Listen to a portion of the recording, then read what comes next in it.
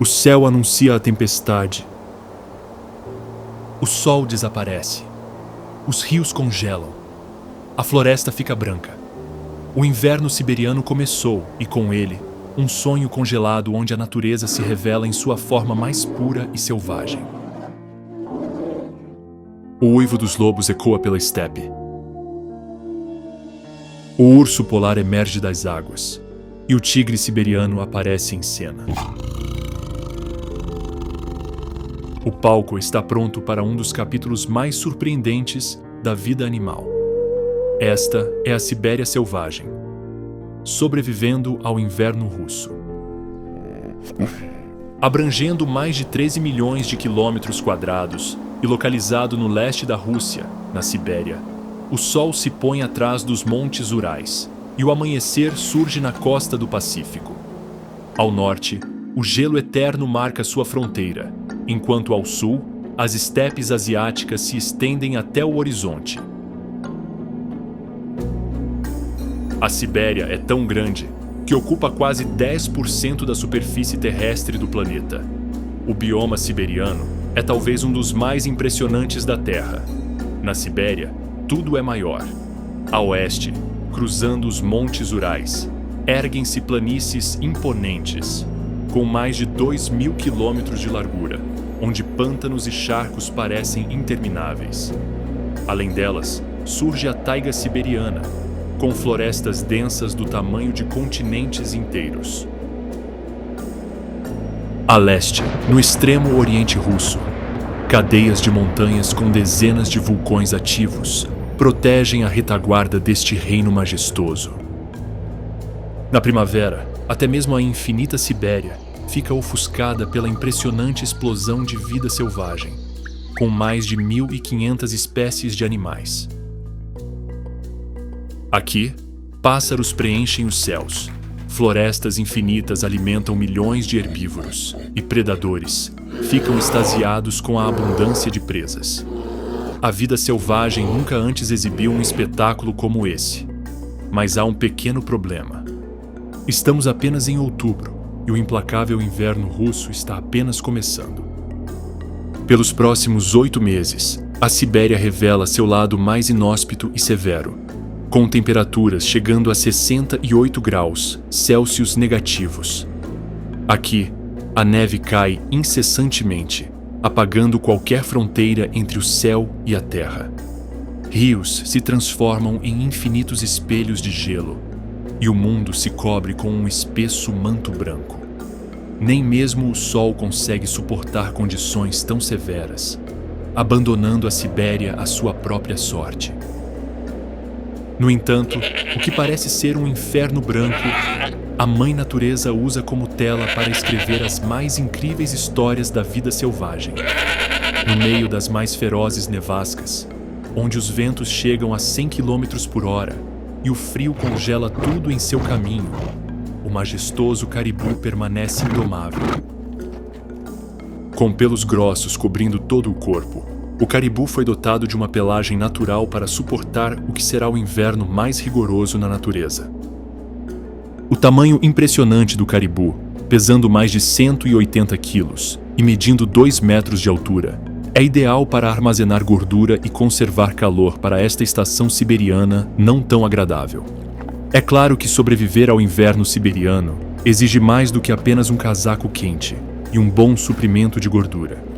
Mesmo antes do inverno rigoroso chegar, os caribus já começaram seus preparativos, buscando habitats mais confortáveis mais ao sul. Com a vastidão da Sibéria à sua disposição, permanecer no norte congelado do Ártico pode ser uma sentença de morte. Essas migrações geralmente duram centenas de quilômetros, em grupos de até milhares de indivíduos. Ao chegarem ao seu destino de inverno, os caribus continuam a viver em manadas para conservar o calor e se proteger de predadores. Além de protegê-los do frio, durante a estação congelante, a pelagem dos caribus fica branca para se camuflar nas florestas boreais, agora pálidas. A densa vegetação das florestas siberianas serve como proteção contra as fortes nevascas e toneladas de neve que caem após meses de inverno. Depressões no solo também são um bom abrigo, que ajuda a evitar que sirvam de proteção contra o vento devido ao frio extremo. Mas os caribus não conseguem simplesmente permanecer abrigados durante todo o inverno. Com o estômago roncando, os rebanhos são forçados a sair em busca de comida. As opções não são simples: morrer de fome ou se expor aos elementos congelantes. Sem outra escolha, os caribus se movem pela paisagem branca em busca de gramíneas ricas, musgos e líquens deliciosos. Graças aos seus grandes cascos, os caribus podem navegar facilmente por camadas de neve de até 1,5 metro de profundidade. Um passo em falso e eles podem ficar presos no meio da Sibéria congelada. Seus cascos também são uma ferramenta muito prática durante os dias nevados da Sibéria. Com eles, os caribus conseguem cavar a neve espessa para desenterrar petiscos suculentos. Quando você precisa devorar até 5 quilos de comida por dia, cada pequena mordida conta. No entanto, como as condições climáticas não são propícias para atirar flechas para o ar e cavar em todos os lugares, o caribu depende de seu nariz prodigioso para localizar potenciais fontes de alimento. Onde outros herbívoros só enxergariam neve branca, o caribu fareja cogumelos nutritivos, uma iguaria em meio a esse ecossistema desolado. Além de guiá-los na busca por comida, o olfato aguçado dos caribus os ajuda a evitar serem comidos. Assim como os caribus estão desesperados por comida, centenas de predadores tentam rastrear um herbívoro desavisado para incluí-lo em sua dieta. Caçar um caribu colossal pesando quase 200 quilos pode fornecer comida para o inverno inteiro e garantir a chance de ver o nascer do sol na primavera. Para não satisfazer o apetite dos grandes predadores siberianos, o caribu nunca baixa a guarda. Graças à sua visão e audição aguçadas, ele consegue detectar predadores a longas distâncias, fazendo com que a manada recue rapidamente. Capaz de correr até 80 km por hora, suas grandes pernas o afastam do perigo em segundos. Por outro lado, em um ambiente tão selvagem como a Sibéria, os problemas nem sempre podem ser evitados, e às vezes é necessário reunir coragem e confrontar os valentões da vizinhança. Para isso, os caribus usam seus chifres afiados, de até 1,5 metro de comprimento, para atacar seus predadores.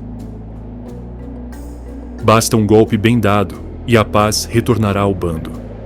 No entanto, o inverno é longo e implacável, e a vida selvagem na Sibéria é implacável. Então, é inevitável que alguns membros da matilha não resistam às adversidades e se tornem vítimas do inverno siberiano. Muitos caribus, após um pequeno erro de cálculo, ficam presos na neve espessa, que se transforma em areia movediça, e somente a primavera os libertará, quando os necrófagos aproveitam o banquete deixado pelo inverno. Por enquanto, o rebanho só pode continuar seu caminho, esperando por dias melhores, quando a estepe congelada se transformará novamente em campos verdes e as florestas voltarão a ser um lar acolhedor. Não muito longe da floresta onde vivem os rebanhos de caribus, a própria realeza assiste ao espetáculo animal se desenrolar na neve. A águia real, numa demonstração de coragem e instinto de sobrevivência, não abandona o desafiador ecossistema siberiano e permanece ali apesar das difíceis condições de vida. Com envergadura de até 2 metros e peso superior a 4 quilos, a águia real está longe de ser uma daquelas pequenas aves que fogem aterrorizadas para o sul quando o inverno russo atinge as florestas boreais. A plumagem densa da águia real é uma das muitas adaptações que esta ave de rapina exibe para sobreviver às baixas temperaturas da Sibéria. Suas penas abundantes, além de proporcionarem um isolamento térmico conveniente, também são impermeáveis, protegendo-a das nevascas rotineiras. Embora estejam muito acostumadas a uma vida solitária, exceto durante a época de reprodução, Várias águias reais costumam se reunir em uma única árvore durante o inverno. Assim como o caribu, esse comportamento é motivado pelo simples desejo de conservar o valioso calor corporal. Não importa quanta neve caia, o estômago da águia real não aguenta o inverno. Então, ficar no conforto do seu abrigo não é uma opção. Com seu aguçado sentido de visão, a águia real é capaz de detectar presas em potencial a até 3 quilômetros de distância. Isso, em um lugar onde o sol se pôs para nunca mais voltar, é uma vantagem incomparável. No entanto, apesar de ser uma ave de rapina feroz, o inverno também traz desafios para a águia real.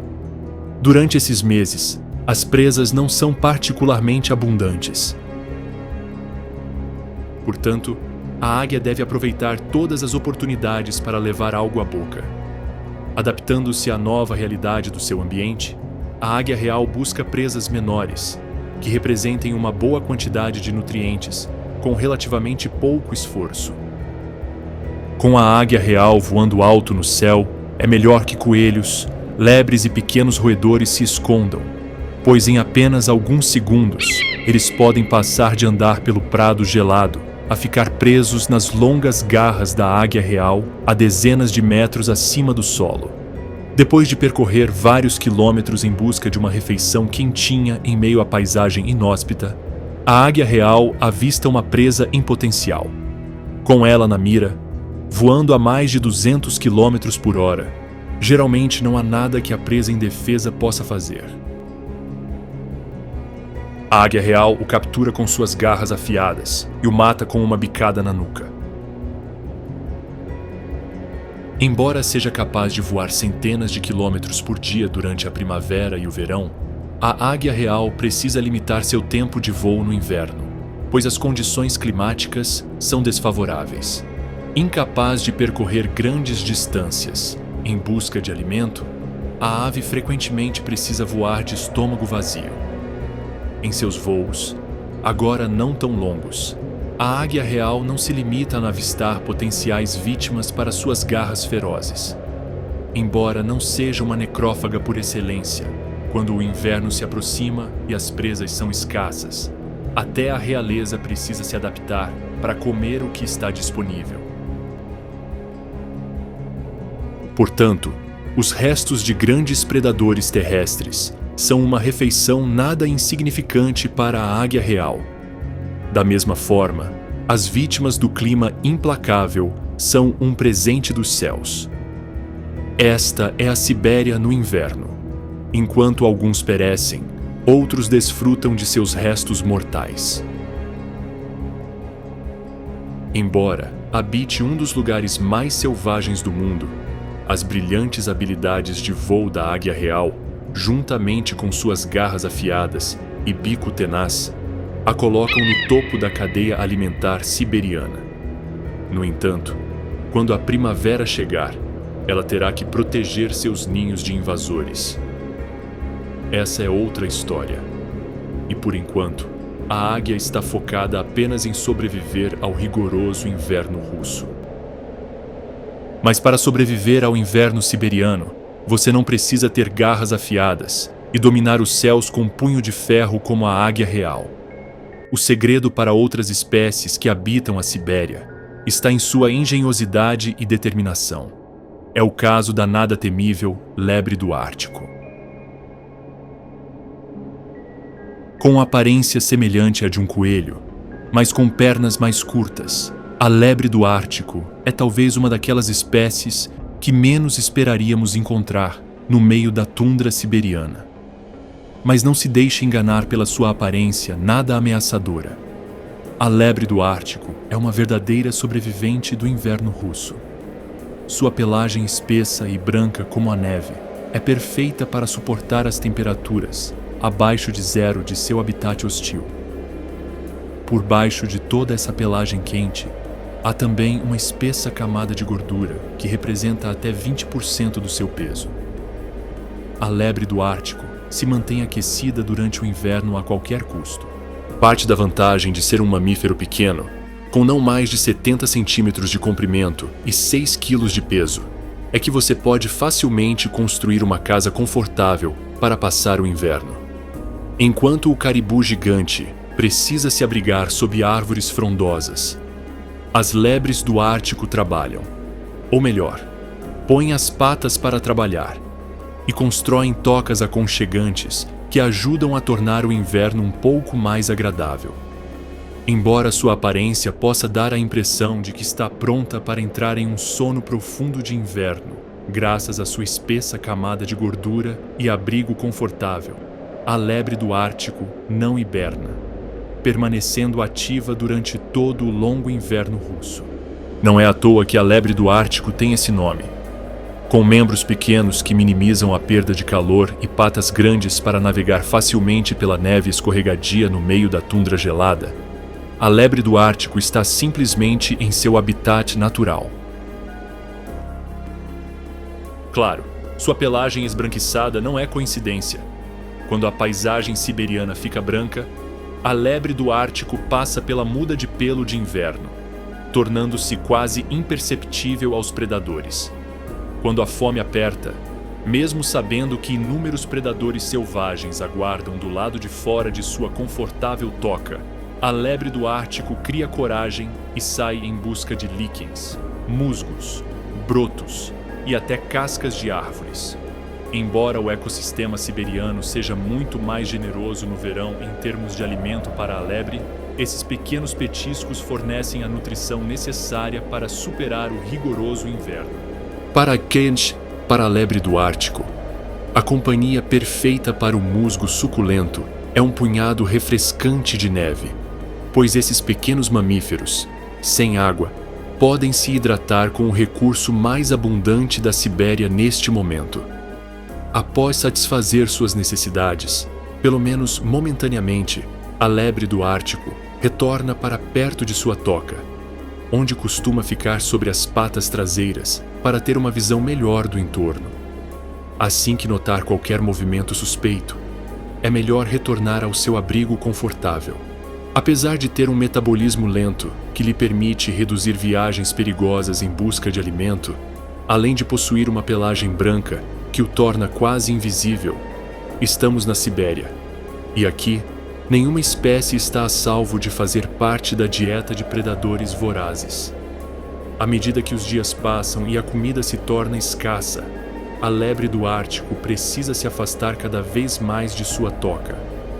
E carnívoros famintos e cada vez mais desesperados estão à espreita. Quando você tem o tamanho inofensivo de um coelho no meio da Sibéria selvagem, a lista de predadores em potencial é longa. De alcateias de lobos à solitária raposa do Ártico, passando por pássaros como a águia real ou a coruja das neves, todos literalmente matariam por um pedaço da carne suculenta do Ártico. Como entrar em combate simplesmente não é uma opção. Quando a furtividade e sua camuflagem branca falham, a lebre do Ártico inicia uma rápida retirada, correndo a até 65 km por hora pela tundra congelada. Embora suas patas não sejam capazes de desferir golpes letais que tirariam uma raposa do Ártico de combate, elas funcionam perfeitamente para carregá-la inteira até sua toca segura, deixando os predadores com o estômago vazio.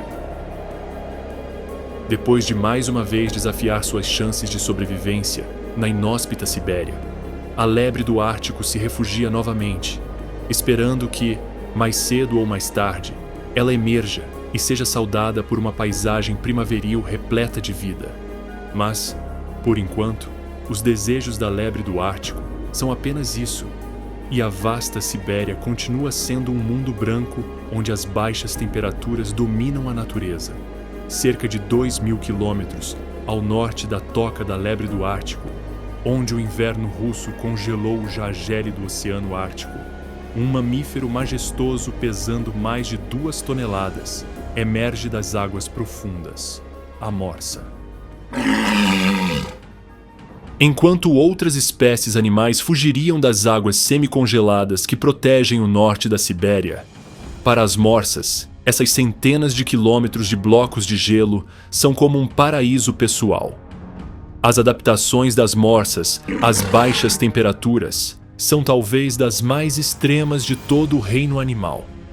Não é de se admirar que, com a vastidão da Sibéria à sua disposição, as morsas optem por passar os dias de inverno em alguns dos lugares mais frios do norte. Para manter o calor corporal, a mãe natureza dotou as morsas com uma espessa camada de gordura, de até 15 centímetros de espessura. Nos dias em que o inverno siberiano mostra seu lado mais rigoroso, a porcentagem de gordura da morsa pode chegar a 1/3 do seu peso, mantendo-a aquecida independentemente das condições externas. Enquanto o restante dos habitantes selvagens da Sibéria luta para encontrar alimento no ecossistema branco, as morsas sabem exatamente para onde ir para levar seu sustento diário. O fundo do Mar Ártico, mesmo nos dias de inverno, abriga uma grande variedade de moluscos, crustáceos e invertebrados que ajudam a manter as morsas colossais fortes e bem nutridas. Mas é claro, esse alimento não chegará em bandeja de prata até que o conforto de seus blocos de gelo na superfície as atinja. Todos os dias, as morsas mergulham até 90 metros nas águas escuras, vasculhando o fundo do mar em busca de um petisco saboroso. Para encontrar suculentos aglomerados de moluscos nas profundezas, elas usam seus sensíveis bigodes, ou vibriças, como detectores. Durante esses mergulhos, as morsas usam a ferramenta muito prática em seus rostos, presas brancas de até 1 metro de comprimento, para cavar o fundo do mar e desenterrar seus suculentos tesouros. Quando encontram comida, as morsas geralmente trituram tudo, transformando-o em uma pasta nutritiva que devoram instantaneamente. Mas, compreensivelmente, quando você é um mamífero de quase 2 toneladas, alguns mariscos não serão suficientes para satisfazer seu apetite voraz. Uma morsa adulta pode devorar até 50 quilos de crustáceos por dia para se manter bem alimentada, uma tarefa que muitas vezes ocupa boa parte do seu dia. No entanto, a dieta de uma morsa não se resume apenas a deliciosos crustáceos. Cansadas de longos mergulhos em busca de alimento, se uma foca se aproximar perigosamente do território de uma morsa faminta, é provável que pague o preço e se torne parte do cardápio. Focas presas entre os blocos de gelo são presas fáceis para morsas maiores, que ao avistarem sua refeição, correm direto para elas, agarrando-as com os membros anteriores e desferindo uma última estocada com suas longas presas. Não é uma refeição fácil para esses gigantes do norte. Mas revirar o fundo do oceano e cortar focas aterrorizadas não é a única coisa que as morsas fazem com suas presas muito úteis. Em terrenos cobertos de gelo, esses dentes funcionam muito bem como ganchos para escalar terrenos íngremes e sair da água. Ao retornar de um mergulho, se não houver uma saída de ar por perto, seus longos caninos são perfeitos para romper o gelo e emergir das águas geladas. Outro uso importante desses dentes é a defesa contra predadores. Sim, mesmo se você for uma morsa colossal em um dos lugares mais frios do mundo, a Sibéria é implacável. Em apenas alguns segundos, o que antes era um aconchegante bloco de gelo pode se tornar uma última esperança instável para evitar ser devorado por uma orca feroz. Apesar do seu grande tamanho, no ecossistema siberiano, ninguém está salvo de ser devorado. E as orcas selvagens são as executoras das morsas. Para se protegerem delas, não basta pousar em pequenos blocos de gelo, pois com seu tamanho enorme, as orcas podem facilmente derrubá-los. Para escapar do apetite feroz das orcas, as morsas precisam se deslocar para terrenos mais altos, onde a camada de gelo tem vários metros de profundidade, impedindo que esses golfinhos sanguinários alcancem as morsas, agora aterrorizadas. A adaptação das morsas às temperaturas frias é tal que, enquanto outras espécies siberianas só pensam em sobrevivência, as morsas, por exemplo, sentem amor no ar frio do Ártico. No auge do inverno siberiano, as morsas iniciam sua temporada de acasalamento, durante a qual os machos dão um novo uso às suas versáteis presas. Durante a época de reprodução, essas gigantes disputam as fêmeas, atacando umas às outras com seus grandes corpos e usando seus caninos como armas. Essas batalhas, que fazem o gelo tremer, são o que decide quem terá o direito às fêmeas.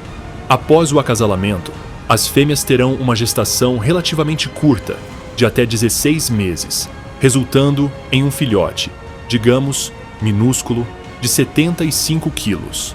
Mas isso ainda está longe, e por enquanto, as morsas continuam suas vidas congeladas em meio ao inverno siberiano. Embora as morsas se gabem de suas grandes presas como armas eficazes, a mordida mais temida de toda a Sibéria é encontrada a milhares de quilômetros ao sul, nas densas florestas da taiga russa. Indomável, caminhando entre as árvores e espreitando nas sombras, o tigre siberiano é o protótipo perfeito de predador nesta paisagem congelada. Pesando até 200 quilos e medindo mais de 2 metros de comprimento, o tigre de Amur é a prova viva de que tudo é maior e mais selvagem na Sibéria. É, de fato, o maior felino do mundo. Durante o inverno, o mesmo clima siberiano que deu ao tigre de Amur seu tamanho colossal o força a se adaptar. Nesses meses frios, a pelagem do tigre siberiano cresce até 11 centímetros em algumas áreas do corpo, o suficiente para suportar as temperaturas congelantes abaixo de zero. Além de servir como um casaco quente de inverno, sua pelagem exuberante tem tons mais claros, com listras menos pronunciadas do que a de felinos de outras regiões do mundo, o que o ajuda a se camuflar na paisagem pálida da Sibéria. Graças a isso, apesar de seu tamanho colossal, o tigre siberiano consegue se mover de forma muito furtiva pela floresta, sem que sua presença seja notada. A vida do tigre siberiano é bastante solitária. Durante o longo inverno russo, ele normalmente percorre longas distâncias patrulhando seu território, marcando seus limites com urina, fezes e arranhões nas árvores. Muitas vezes, quando dois machos se cruzam, os confrontos são inevitáveis, mesmo em meio a essa paisagem gelada. Com o frio sob controle e seu território livre de forasteiros, o tigre siberiano precisa resolver mais um dos grandes desafios de viver na Sibéria, durante esses meses abaixo de zero. Com um apetite voraz que pode consumir até 30 quilos de carne por dia, o tigre de Amur precisa ser preciso na caça. Sua posição no topo da cadeia alimentar siberiana é uma grande vantagem, pois, enquanto outros predadores veem suas opções de alimento reduzidas, o tigre siberiano pode devorar praticamente qualquer coisa em seu caminho. Geralmente, dadas suas vastas necessidades alimentares, presas grandes são seus alvos preferidos. Quando o tigre siberiano vem à espreita, lebres, picas, veados, alces, caribus e javalis precisam ficar atentos, pois em uma fração de segundo podem ter um felino pesando mais de 200 quilos sobre eles. Vivendo nas densas florestas da taiga, a furtividade é a chave para a capacidade do tigre siberiano de colocar comida na mesa.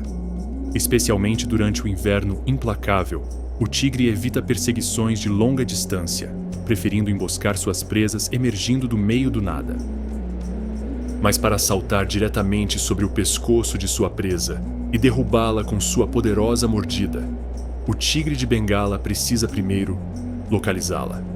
Para isso, ele conta com sua visão excepcional, bem como com seu olfato prodigioso. Ao detectar uma manada de caribus por perto, o tigre se dirige a ela, tudo com a máxima discrição. A estratégia do tigre geralmente é esperar pacientemente, escondido entre a vegetação, e saltar até 5 metros diretamente em direção à presa, que se prepara para atacar com uma mordida poderosa no pescoço. Se não obtiver sucesso no primeiro ataque, o tigre siberiano não tem problema em persegui-la, o que inevitavelmente terminará com ele devorando um suculento pedaço de carne. Com suas patas gigantescas e poderosas, o tigre siberiano pode viajar a até 80 km por hora, mesmo na neve instável que cobre toda a paisagem. Mas não são apenas os herbívoros que precisam ficar atentos quando esse felino colossal entra na arena. O status do tigre siberiano como predador de topo significa que até mesmo predadores acostumados a atormentar outras espécies se colocam no lugar de suas presas. Do gigantesco urso negro ao lince selvagem, passando pelas temidas matilhas de lobos, todos podem acabar no cardápio do rei indiscutível das florestas siberianas. Embora, graças ao seu tamanho imponente, o tigre siberiano possa suportar facilmente o inverno rigoroso, sua vida está prestes a melhorar. Após longos meses de nevascas intermináveis, rios congelados e florestas inteiras desoladas, a primavera se aproxima e a vida selvagem explodirá em todos os cantos da vasta Sibéria. Para o tigre de Amur, isso significa uma abundância de presas e o início da temporada de reprodução, quando os machos ficarão mais do que felizes em testar seus truques para conquistar uma fêmea fértil. Com a primavera siberiana, estamos às portas de talvez um dos maiores espetáculos da vida selvagem do planeta. Após incontáveis meses imersa na escuridão e sob o jugo das baixas temperaturas, a Sibéria está despertando de seu sono invernal. Como um gigante se espreguiçando após um longo sono, tudo está lentamente voltando ao que poderia ser chamado de normal em outras partes do mundo. Mas aqui, com 9 meses de inverno rigoroso, é a exceção. Com a subida lenta, mas constante, do termômetro, a espessa camada de neve derrete, revelando um manto verde que brota com vigor. Os rios, antes oprimidos pelo gelo, agora cantam uma melodia de liberdade, enquanto os primeiros raios de sol tingem as florestas de dourado. No horizonte, milhares de exilados do frio iniciam sua jornada de retorno. Aves migratórias enchem o céu, preenchendo o ar com seus cantos, anunciando a chegada de uma nova realidade na Sibéria selvagem. É provavelmente a maior expressão de vida selvagem já vista nesta região, acostumada aos abusos de um inverno implacável. O que há apenas algumas semanas era um reino branco, onde a vida selvagem, contra todas as probabilidades, mal sobrevivia. Agora é um paraíso na Terra, onde o milagre da vida está em cada canto. É claro que apenas as espécies que sobreviveram ao inverno rigoroso e vivenciaram sua dureza em primeira mão podem apreciar plenamente este outro lado da Sibéria. Entre esses sobreviventes, nas fronteiras das florestas boreais e da vasta estepe, estão os tetrazes. Com uma cauda em forma de lira, de onde vem seu nome, e uma bela plumagem preta com reflexos azuis, o galo silvestre é a prova de que a vida selvagem da Sibéria se apresenta em uma grande variedade de formas, cada uma com seu próprio charme. Desde a primavera, o galo silvestre desenvolveu uma crista avermelhada acima do olho, que ele usa para vários propósitos em sua vida diária. Embora, à primeira vista, o Tetras lira possa não parecer ter o necessário para sobreviver ao longo inverno russo, sendo aves com apenas 60 centímetros de comprimento e pesando 2 quilos. Ele tem muitos truques na manga, ou melhor, escondidos sob as penas, para suportar as duras condições do inverno siberiano e testemunhar a tão esperada chegada da primavera. Depois de passar meses empoleirados em grandes bandos nas copas das árvores, alimentando-se exclusivamente de agulhas de coníferas, o Tetras lira está ansioso para desfrutar da nova estação de abundância e extravagância em seu pequeno canto da Sibéria. À medida que a neve derrete, estepes intermináveis se revelam, com centenas de quilômetros de vegetação fresca disponível para a alimentação. É um banquete que contrasta com a austeridade trazida pelo inverno. Com a Sibéria mostrando seu lado mais fértil, a dieta do tetraz de colar se torna mais variada, com frutas vermelhas, brotos, caules e arbustos. Ao contrário das aves migratórias que retornam após longas jornadas, os tetrazes lira são bastante sedentários, vivendo geralmente em áreas de 10 a 20 quilômetros quadrados. E, com a abundância de alimentos que sua pequena vizinhança na Sibéria oferece, eles não têm intenção de buscar novos horizontes. Durante o dia, os tetrazes lira passam longas horas vasculhando a vegetação, devorando todos os tipos de presentes deixados pela neve. Quando a noite cai na estepe, os tetrazes lira costumam ir para as árvores próximas em busca de abrigo de potenciais predadores. Essa é a grande vantagem de viver bem na fronteira entre as exuberantes florestas boreais e a estepe, que agora oferece alimento. Assim como as galinhas lira ficam fascinadas com as mudanças drásticas trazidas pela primavera siberiana, os predadores ficam mais do que felizes em ver a abundância de presas. E isso, claro, pode incluir um galo suculento de quase 2 quilos. Espécies como a águia real, a raposa ou o javali ficarão mais do que felizes em adicionar uma galinha lira ao seu cardápio. Portanto, essas aves devem estar atentas a qualquer movimento suspeito. Apesar de ser uma ave relativamente pequena, a perdiz preta não será uma presa fácil de subjugar. Se um predador quiser estigá-lo em sua mesa, terá que se esforçar para capturá-lo. Quando uma ameaça se aproxima perigosamente da perdiz preta, ela, fiel à sua verdadeira natureza, bate as asas e, com um voo curto e em baixa altitude, escapa do perigo. Com exceção dos muitos predadores que sonham com um pedaço da perdiz de colar, a primavera é uma das estações mais aguardadas por essas aves. Com o florescimento das plantas em todo o vasto território, para a perdiz de colar, o amor está no ar. E não há maneira melhor de comemorar do que procurar uma fêmea fértil para expandir a família. O ritual de acasalamento do tetras de colar é verdadeiramente fascinante. Tudo começa ao amanhecer, quando os machos viajam para áreas de acasalamento chamadas leks. Até 200 machos podem se reunir nesses locais para competir por fêmeas dispostas a acasalar. Os machos exibem seu vigor abrindo suas caudas semelhantes a liras e entoando melodias sedutoras na forma de arrulhos e longos murmúrios. Quando os truques do macho dão resultado e o casal de perdizes demonstra seu amor, a fêmea voa para longe da área de acasalamento para encontrar um lugar seguro para depositar seus ovos. O ninho geralmente é uma escavação em um local com vegetação alta, ou ao pé de uma árvore. Como o macho seguiu seu próprio caminho, ignorando suas responsabilidades parentais, cabe à fêmea construir o ninho, forrando-o com galhos, grama e folhas, e então depositar entre 6 e 11 ovos. Por aproximadamente 25 dias, a mãe chocará os ovos e os protegerá de predadores, como aves de rapina, ávidas por uma refeição rica em proteínas. Quando os filhotes nascem, o trabalho da mãe solteira ainda não terminou, pois ela precisa cuidar deles enquanto aprendem a se defender sozinhos. Com apenas 14 dias de idade, os filhotes já são capazes de fazer voos curtos e acompanhar a fêmea em suas buscas por alimento pela vegetação.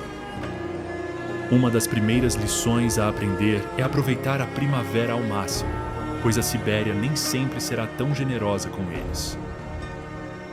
Deixando para trás a estepe siberiana, onde os tetrazes estabeleceram seu lar de primavera, e adentrando mais profundamente na floresta, um uivo é ouvido à distância. As matilhas de lobos estão quase em frenesi alimentar, devido à abundância de presas que a primavera trouxe. As dificuldades do inverno são apenas uma vaga lembrança, e os lobos estão começando a trocar seus grossos casacos de inverno por trajes mais frescos, apropriados para o clima mais agradável. Ao amanhecer e ao anoitecer, matilhas de lobos aterrorizam os habitantes da floresta, avançando em conjunto com um apetite desenfreado, com matilhas de até 15 indivíduos e um lobo adulto comendo até 4 quilos de carne por dia.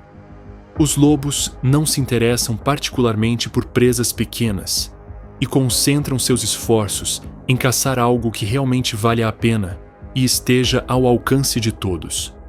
Esses caninos selvagens têm como alvo espécies como veados, alces, javalis e bois almiscarados.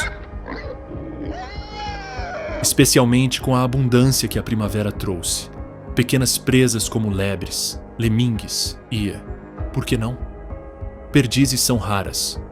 Os lobos são verdadeiros zagueiros quando se trata de elaborar uma estratégia para colocar comida na mesa. Para encontrar suas presas em meio à vastidão das florestas siberianas, os lobos usam seu sofisticado olfato. Quando os cães, sentindo um cheiro ou detectando qualquer sinal, por menor que seja, de que a presa está por perto, a matilha segue seu rastro.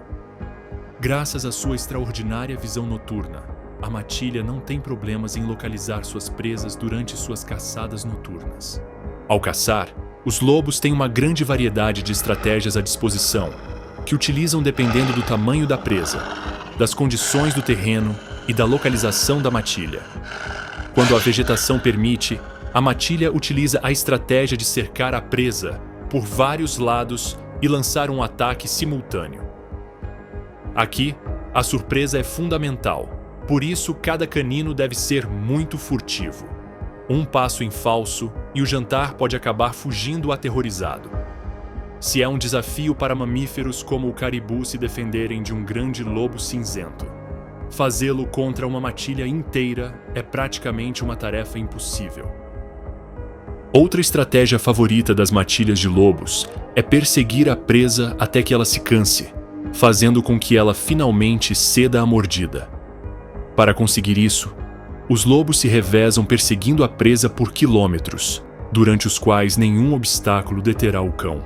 Após uma perseguição muito longa, o fim é quase sempre o mesmo. A presa sucumbe à exaustão e é rapidamente capturada por um lobo que desfere o primeiro golpe. Depois de apenas alguns minutos, toda a matilha se junta ao banquete.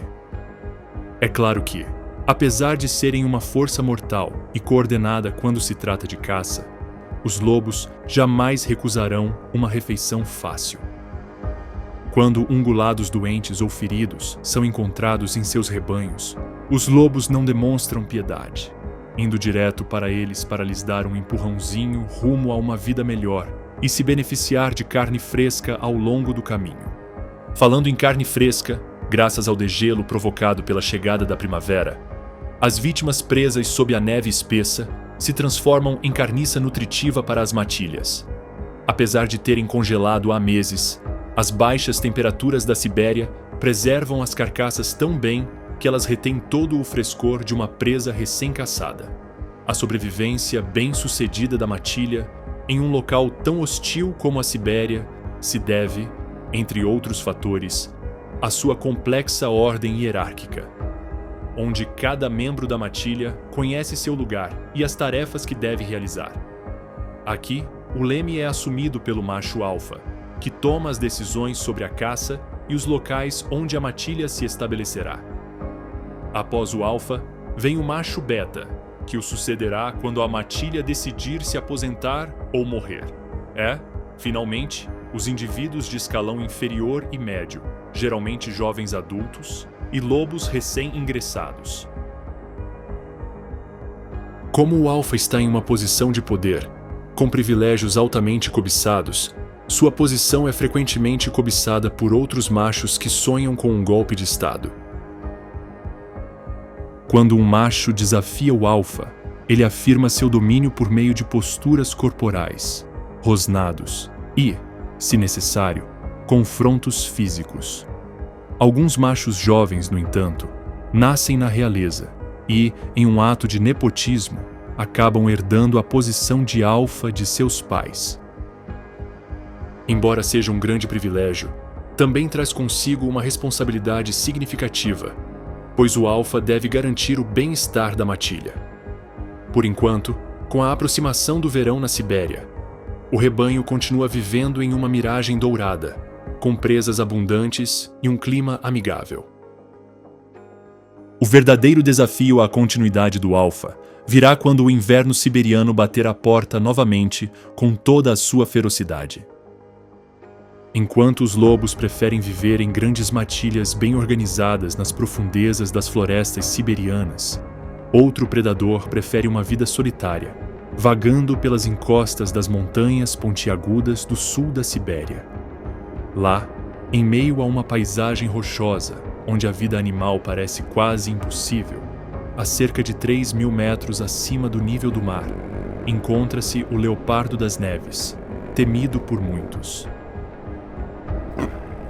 O fantasma das montanhas, como também é conhecido, é um felino majestoso que pesa até 55 quilos e mede 1,5 metros de comprimento. Com sua pelagem exuberante e cinza clara, o leopardo das neves se camufla perfeitamente em seu habitat rochoso, em meio às encostas das montanhas siberianas. A vastidão da Sibéria é provavelmente um dos poucos lugares no mundo que pode abrigar a majestade desse felino selvagem, já que, tradicionalmente, apenas um macho domina territórios de até 1.000 quilômetros quadrados, com patas grandes, orelhas pequenas e uma pelagem espessa. O nome do leopardo das neves não é coincidência.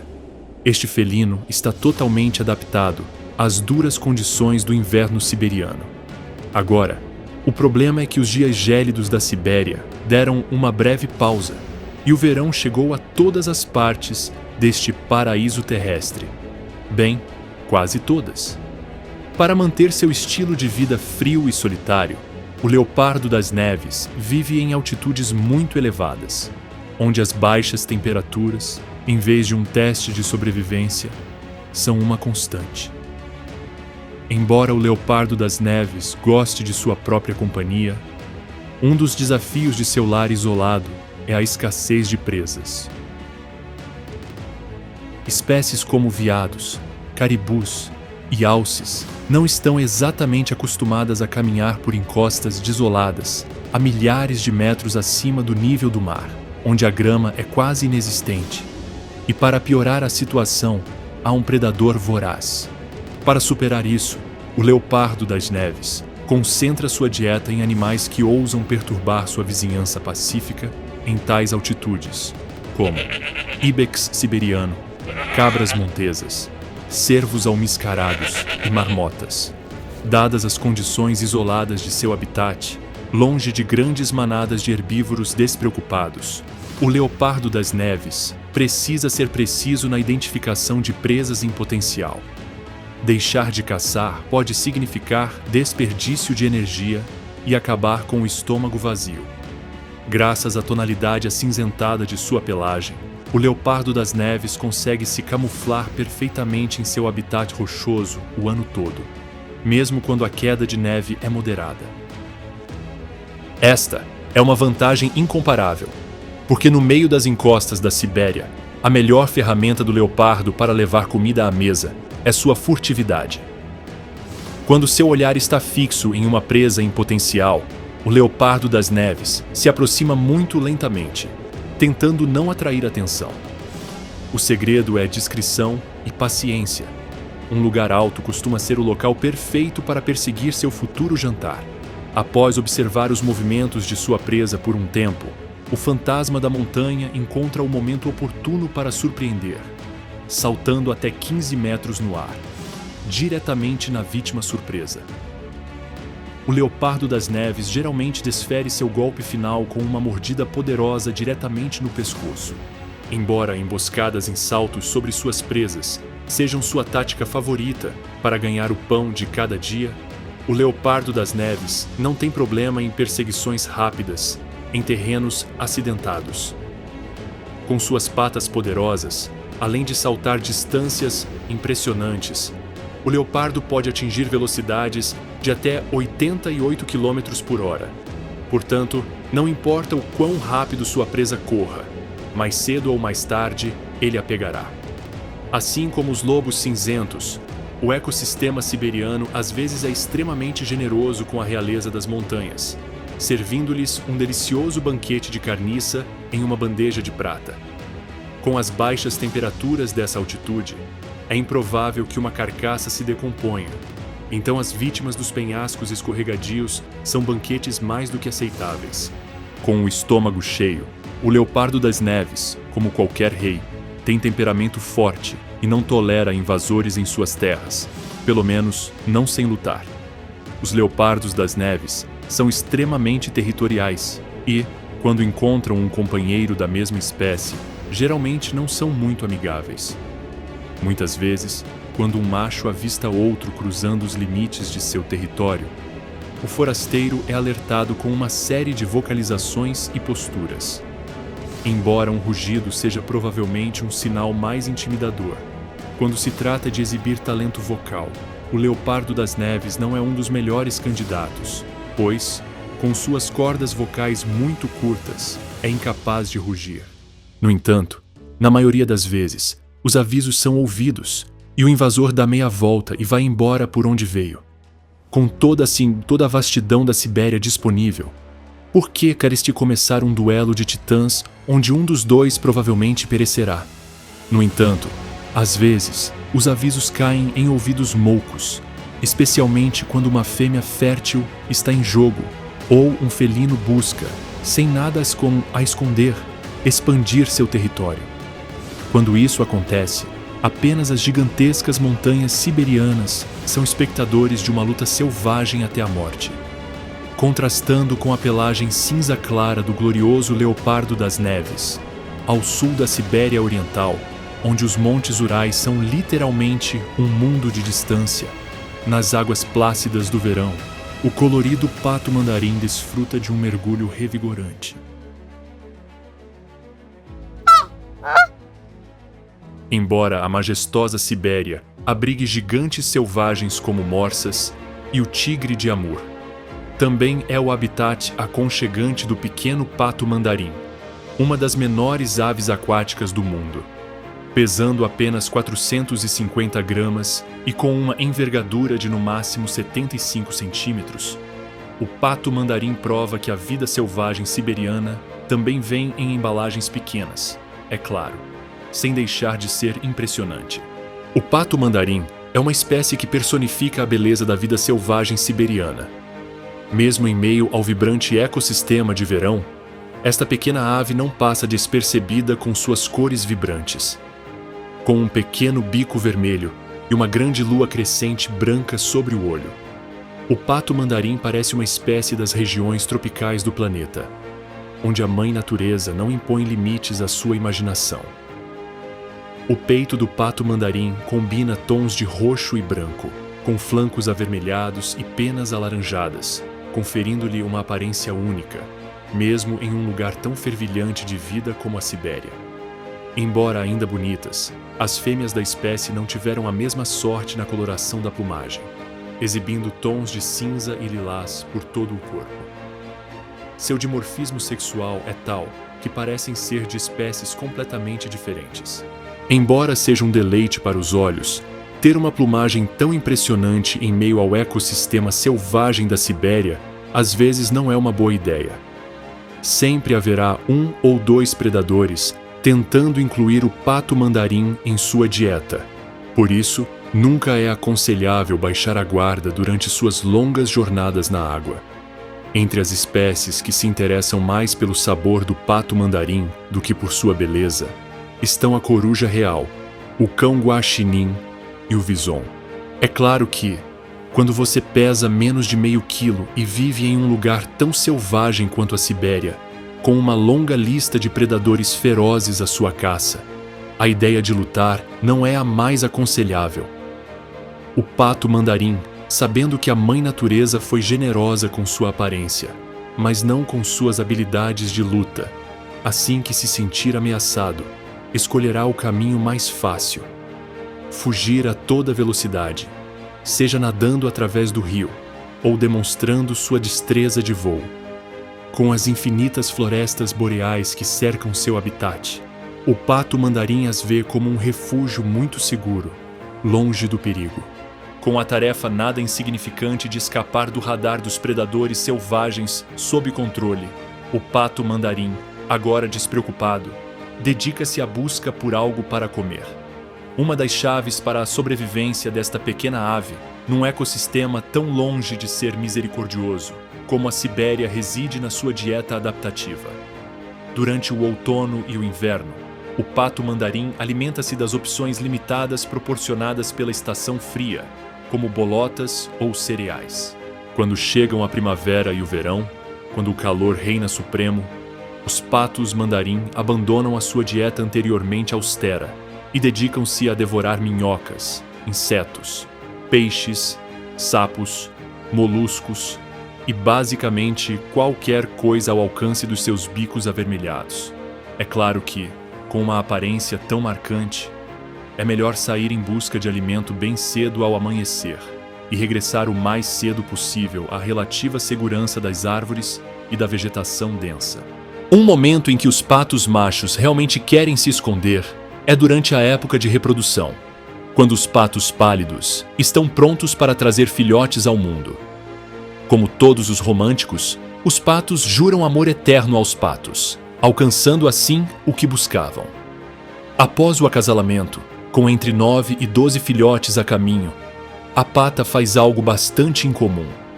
Pratica o parasitismo de ninhada, ou seja, ela deixa alguns de seus ovos escondidos em ninhos de outros patos, para que eles possam criá-los para ela, reduzindo assim os custos de criação. Embora altamente heterodoxa, essa técnica claramente dá frutos. Cada ovo em outro ninho significa uma boca a menos para a pata alimentar.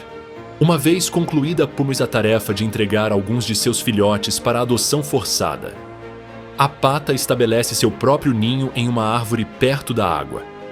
Enquanto alguns patos continuam em seu papel de pais durante esse período, protegendo as fêmeas e o ninho, o pato macho lava as asas na hora de chocar os ovos, deixando a fêmea assumir toda a responsabilidade.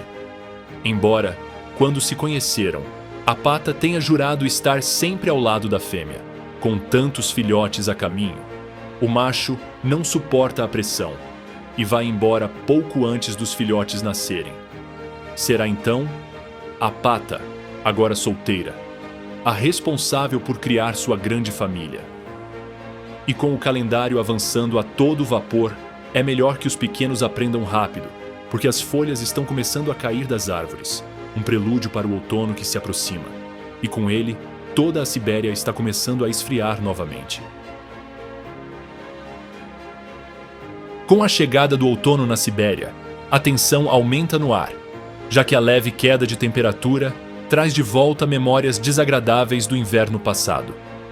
Enquanto a maioria das espécies tenta aproveitar os últimos dias de temperaturas, até mesmo amenas na vasta região selvagem da Sibéria, algumas já começam a se preparar para o inverno. É o caso do esquilo siberiano, um animal extremamente planejado, que ao sentir a leve queda de temperatura com a chegada do outono, não tem tempo a perder e põe mãos à obra. Sendo um pequeno roedor que não pesa mais de 150 gramas, o esquilo sabe muito bem que a chave para sua sobrevivência está em completar sua tarefa antes que o inverno congele tudo em seu caminho. A primeira coisa a fazer para garantir que ela não passe o inverno ao ar livre, o que, claro, significaria um fim gélido para a pequena, é construir uma casa aconchegante para protegê-la do frio intenso. Apesar de ter literalmente todas as árvores da infinita floresta boreal à sua disposição, a esquilo prefere manter os pés no chão, ou melhor, embaixo dele. Graças às suas garras poderosas, os esquilos não têm dificuldade em cavar e construir o que se tornará seu nada humilde abrigo de inverno. Para os esquilos, ter uma casa aconchegante não é suficiente para abrigá-los durante o inverno. Então eles constroem complexos inteiros de até 3 metros de comprimento e 2 metros de profundidade, com câmaras de armazenamento, uma câmara de dejetos e até mesmo um ninho aconchegante. É claro que, quando se tem uma casa tão bem equipada para o inverno, pode-se causar inveja aos vizinhos. Então, o esquilo deve garantir que nenhum intruso se aproxime demais para bisbilhotar seu trabalho quase concluído. Para isso, O esquilo marca seu território usando a urina e as glândulas em suas bochechas. Embora os esquilos possam viver em colônias, cada uma geralmente tem seu próprio território.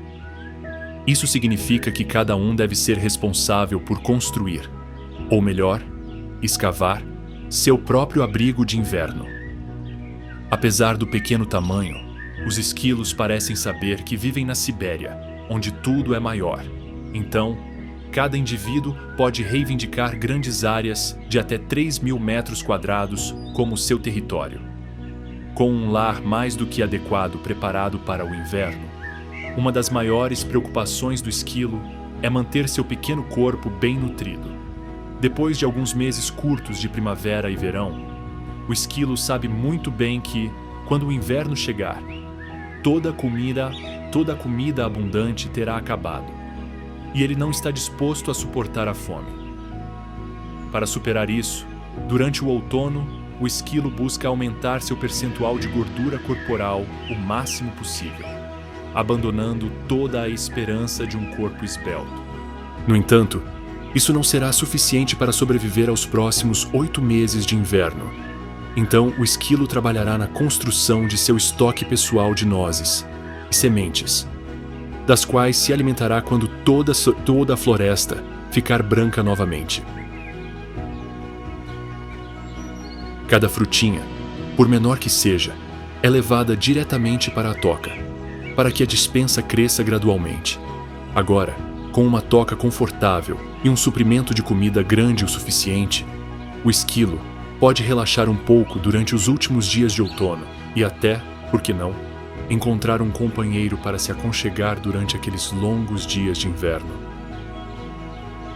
Embora a época de acasalamento comece depois do longo inverno, é melhor passar todo esse tempo em boa companhia do que sozinho, trancado em sua toca bem climatizada. Nos próximos meses, o esquilo terá uma vida bastante confortável graças a todos os seus preparativos diligentes. Claro, tudo isso será assim, desde que os cálculos não falhem e haja comida suficiente para o longo inverno. Com os esquilos vendo a luz do sol pela última vez em muito tempo, o maior medo de inúmeras espécies selvagens está se tornando realidade. A Mãe Natureza decidiu pôr fim à trégua, e o inverno siberiano mergulha o que, há apenas algumas semanas, era um ecossistema vibrante em um sono sem fim. Enquanto muitos lamentam o retorno prematuro do inverno siberiano, no norte, onde as águas estão lentamente congelando novamente, um gigante branco de 3,7 metros observa seu infinito reino congelado voltar à vida. Para o urso polar, o retorno do inverno é como um milagre. A costa norte da Sibéria congela novamente, criando milhares de quilômetros de gelo por onde o urso selvagem vaga em busca de alimento. Após um verão de fome para o urso polar após o degelo, o inverno trará muitas surpresas.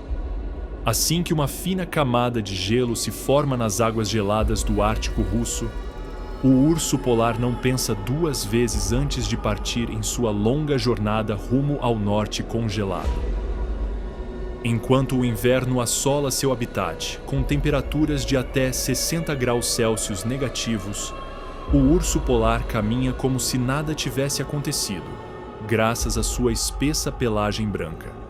Por baixo de toda essa pelagem exuberante, o urso polar tem bastante gordura, garantindo sua perfeita proteção para os longos e frios meses que virão. Enquanto a maioria das espécies animais vê o inverno branco da Sibéria como uma estação de escassez, o urso polar sabe muito bem que, com o início das baixas temperaturas, seu banquete pessoal está prestes a começar. Depois de se aventurar por vários quilômetros no Ártico congelado, sem tempo a perder, o urso polar geralmente entra imediatamente em modo de caça. O alvo? As infelizes focas aneladas que caíram na mira do predador mais feroz do Ártico siberiano. Embora caçar focas esquivas no rigoroso inverno russo possa ser quase impossível para outras espécies, o urso polar tem alguns truques na manga e não hesitará em usá-los. para capturar presas tão substanciais quanto uma foca. O urso polar geralmente se posiciona perto dos buracos de respiração deixados pelas focas no gelo após mergulharem em busca de alimento. A estratégia, para ser honesto, não é nada fora do comum. Quando a foca desavisada emerge para respirar, ela se depara com um urso de 3 metros, feroz e faminto. Outro lugar onde os ursos polares costumam se empoleirar para caçar focas é nas bordas de blocos de gelo, onde podem localizar suas presas nadando e esperar que elas emerjam da água para surpreendê-las.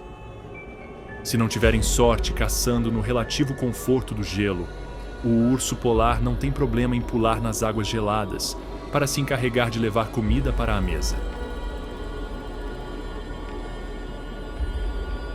Graças às suas enormes patas, além da capacidade de caminhar no gelo e na neve, o urso polar é um nadador prodigioso.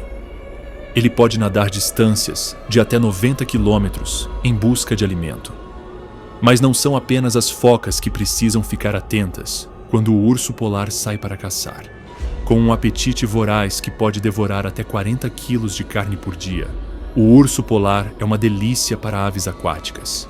Mariscos, peixes e até morsas gigantes podem fazer parte do seu cardápio.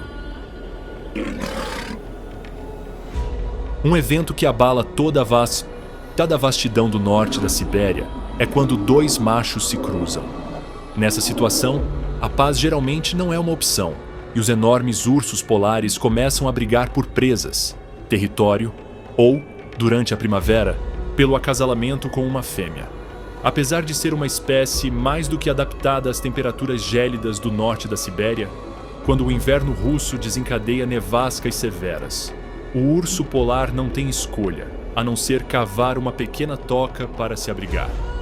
Quando o clima está rigoroso, o urso polar pode até passar dias sem sair de sua toca rudimentar. É claro que a definição de bom tempo para um urso polar é bem diferente daquela para o resto dos habitantes selvagens da Sibéria. E, com centenas de focas vagando por aí, ficar em casa não é a melhor decisão, principalmente quando você sabe que deve aproveitar o inverno ao máximo, pois o verão trará seus próprios desafios. Embora muito feliz com a chegada do inverno siberiano gelado, e com ele todo o seu reino branco, o urso polar sabe muito bem que ele não durará para sempre, e, quando o degelo da primavera retornar, dias de fome serão inevitáveis para ele. Enquanto quase todas as espécies animais siberianas comemoram o fim do inverno, para este rei branco, isso pode até significar uma sentença de morte. Como resultado do aquecimento global, os invernos estão se tornando menos previsíveis a cada ano. Então, quando as águas derretem, o urso polar não sabe ao certo quando seu paraíso gelado retornará. Mas o derretimento do gelo ártico não é a única ameaça que esse voraz predador do norte enfrenta. A poluição da água é uma realidade que está mudando seu ecossistema.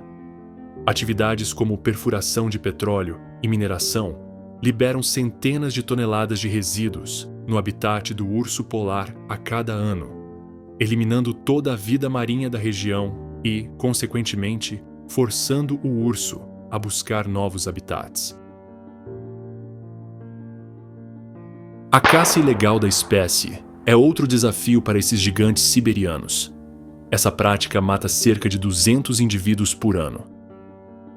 Com apenas cerca de 26 mil ursos polares restantes na Sibéria, os dias da espécie podem estar contados.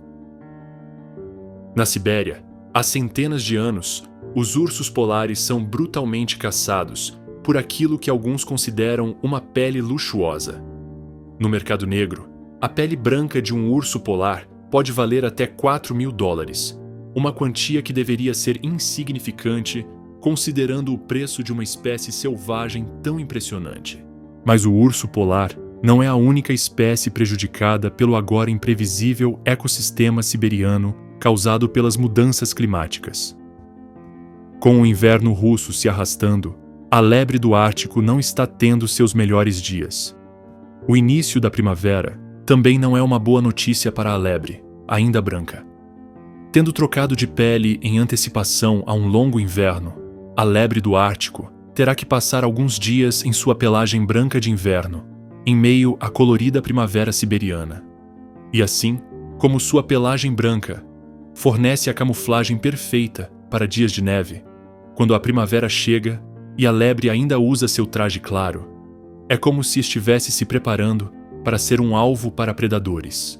A perda de habitat devido às atividades humanas é outra ameaça enfrentada pela pequena lebre do Ártico. À medida que as lebres são deslocadas de seus habitats tradicionais nas pastagens, elas precisam buscar novos habitats, onde frequentemente se tornam presas fáceis para predadores. E por falar em predadores, as perspectivas para a águia real também não são nada boas. O clima siberiano, agora imprevisível, traz novos desafios à sua sobrevivência. Enquanto os invernos rigorosos enfrentam a escassez de presas e temperaturas congelantes, o verão siberiano atinge algumas áreas deste vasto território, com mais força a cada ano. Incêndios florestais estão se tornando ainda mais frequentes em áreas que até recentemente eram florestas cobertas por uma espessa camada de neve. Estima-se que, se as tendências atuais continuarem, os locais de reprodução da águia real na Sibéria serão severamente reduzidos até 2080, aumentando o risco de extinção. Até mesmo o maior predador de toda a Sibéria, o glorioso tigre de Amur, viu seu habitat se tornar cada vez mais hostil. Numa Sibéria agora marcada pelas mudanças climáticas, as presas não são tão abundantes, e as densas florestas boreais também. Com a deterioração do seu habitat, o tigre siberiano é forçado a migrar para outras áreas, onde, em muitos casos, os encontros com humanos são mais frequentes, terminando com um desses majestosos felinos ferido, ou até mesmo morto. Mesmo as morsas isoladas no norte não estão isentas dos efeitos do aquecimento global. Assim como o urso polar gigante, com o degelo causado por uma primavera precoce, os rebanhos de morsas perdem seus blocos de gelo vitais, o lugar onde costumavam se alimentar e ficar fora do alcance da maioria dos predadores, forçando-os a migrar para a terra ou mergulhar em águas profundas, sem saber o que o futuro reserva. Embora os desafios enfrentados pela vida selvagem siberiana sejam inúmeros, a boa notícia é que essas espécies já demonstraram sua coragem e vontade de sobreviver, apesar das inúmeras adversidades.